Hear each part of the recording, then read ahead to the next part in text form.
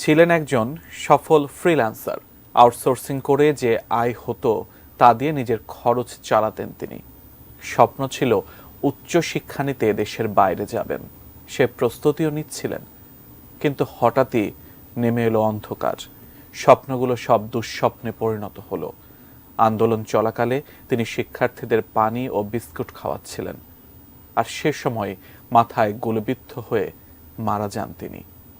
কিন্তু কে এই আত্মত্যাগী যুবক, কি তার অপরাধ, আর কেনই বা তাকে এভাবে মাথায় গুলি করে মারা হলো?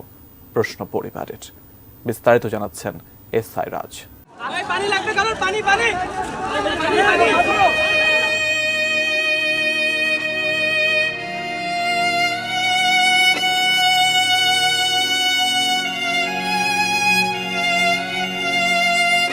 এবারের কোটা সংস্কার আন্দোলনে একেবারে প্রথম দিকে নিহত হন সফল ফ্রিল্যান্সার মীর মাহফুজুর রহমান মুগ্ধ। বাংলাদেশ ইউনিভার্সিটি অব প্রফেশনালস তথা বিইউপিতে পড়ুয়া এমবিএর শিক্ষার্থী ছিলেন তিনি। খুলনা বিশ্ববিদ্যালয় থেকে গণিতে স্নাতক শেষে উচ্চতর শিক্ষা গ্রহণের পাশাপাশি ফ্রিল্যান্সিং করতেন তিনি। সোশ্যাল মিডিয়ায় পরিচিত ছিলেন মীর মুগ্ধ নামে। দেশপ্রেম আর মানবতার চেতনায় উজ্জীবিত এই তরুণ জড়িত ছিলেন স্কাউটিংয়েও। তবে কোটা সংস্কার আন্দোলন চলাকালে মাথায় গুলিবিদ্ধ হয়ে ঝরে গেছে এই তাজা প্রাণ। গুলিবিদ্ধ হওয়ার কিছুক্ষণ আগের একটি ভিডিওতে দেখা যায় ধোঁয়ায় আচ্ছন্ন সড়কে ছোটাছুটি করছেন শিক্ষার্থীরা। এর মধ্যে হাতে পানি ভর্তি বাক্স ও বিস্কুট নিয়ে ছুটছেন মুগ্ধ। ছাত্রদের ডেকে ডেকে বলছেন, পানি লাগবে কারো, পানি। ভিডিওতে দেখা যায় অনেকেই তার কাছ থেকে পানি পান করছেন।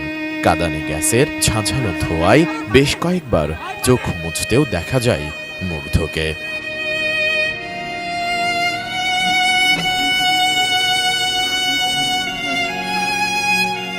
এদিকে মেধাবী মুগ্ধের মৃত্যুর শোক কাটিয়ে উঠতে পারছেন না পরিবার, পরিজন, সহপাঠী ও বন্ধুরা। সামাজিক যোগাযোগ মাধ্যমে স্ক্রল করলেই সামনে আসছে তাকে নিয়ে লেখা নানান স্মৃতিচারণমূলক পোস্ট। সহমর্মিতা জানিয়েও অনেকে লিখছেন, মুগ্ধকে স্মরণে রাখবে এ জাতি। ডিজাইন, এলিগেন্স, বিউটি, সেরা পণ্য সবার জন্য জেভিকো। মুগ্ধর যমজ ভাই মীর মাহবুবুর রহমান স্নিগ্ধ বলেন, আমাদের 3 ভাইয়ের মধ্যে মায়ের সবচেয়ে বেশি খেয়াল রাখত মুগ্ধ। কি লাগবে না লাগবে সবসময় মাকে দেখে শুনে রাখত। নিজে ফ্রিল্যান্সিং করে নিজের খরচ চালাত। আমরা মানসিকভাবে মেনে নেওয়ার চেষ্টা করছি, কিন্তু মা এখনো কেঁদে চলেছেন। আর বাবা তো কথা বলতে গেলেই ভাষা হারিয়ে ফেলছেন। ও তো আমার শুধুমাত্র ভাই না, মানে আমার বন্ধু বলেন, বেস্ট ফ্রেন্ড বলেন, ভাই বলেন, সবই ও ছিল।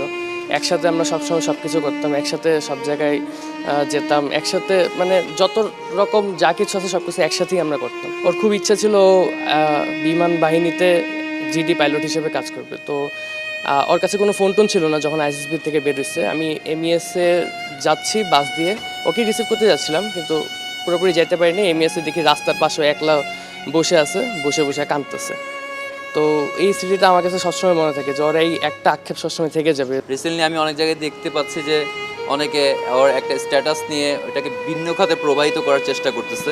হ্যাঁ, আমার রিকোয়েস্ট, আমার পরিবারের পক্ষ থেকে একটা রিকোয়েস্ট, যাতে ওকে কোনো খাতে কোনো প্রবাহিত করা না হয়, কোনো ভিন্ন খাতে প্রবাহিত করা না হয়, সেটা আমাদের কাছে সবচেয়ে খারাপ লাগবে। এদিকে মর্মান্তিক ওই ঘটনার বর্ণনা দিতে গিয়ে মুগ্ধর সঙ্গে থাকা বন্ধু নাইমুর রহমান আশিক বলেন, কারো বিপদ দেখলে সবসময় ছুটে যেত মুগ্ধ। উত্তরায় ছাত্রদের ওপর হামলা হচ্ছে শুনে অন্য বন্ধুদের নিয়ে ছুটে যান তাদের পাশে দাঁড়ানোর জন্য। ওই দিন অনেককেই হাসপাতালে নিয়ে গেছি আমি ও মুগ্ধ। বিকেল 6টার দিকে ছাত্রদের মাঝে পানি ও বিস্কুট দিয়ে সড়ক ডিভাইডারে বসে বিশ্রাম নিচ্ছিলাম। হঠাৎ রাজুক কমার্শিয়ালের সামনে থেকে পুলিশ গুলি করতে করতে এগিয়ে এলে সবার সঙ্গে আমরাও দৌড় দেই। হঠাৎ দেখি গুলি লাগাই সড়কে পড়ে গেছে মুগ্ধ। তার কপালে গুলি লেগে ডান কানের নিচ দিয়ে বেরিয়ে যায়। আমরা 3 জন ছিলাম বসা। আমার মুগ্ধর খুলনা ইউনিভার্সিটির একটা বন্ধু এসেছিল, নাম জাকির। ও ছিল সবার প্রথমে, দ্বিতীয়ত ছিল মুগ্ধ এবং সবার শেষে ছিলাম আমি। জাকির সাথে সাথে উঠে যায় এবং দৌড় দেয়।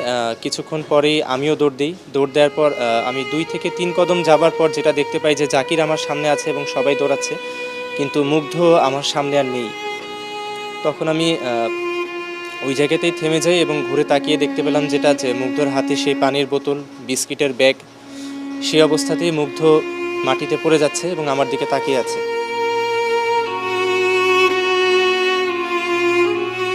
মুগ্ধদের গ্রামের বাড়ি ব্রাহ্মণবাড়িয়ায়। তার জন্ম 1998 সালের 9 অক্টোবর ঢাকার উত্তরায়। দাফনও হয়েছে সেখানে।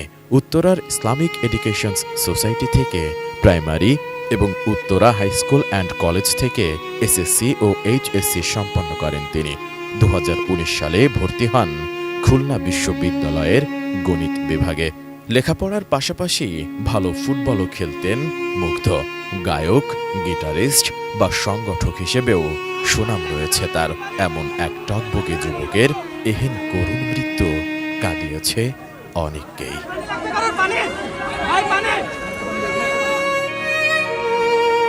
S I Raj, ATN news.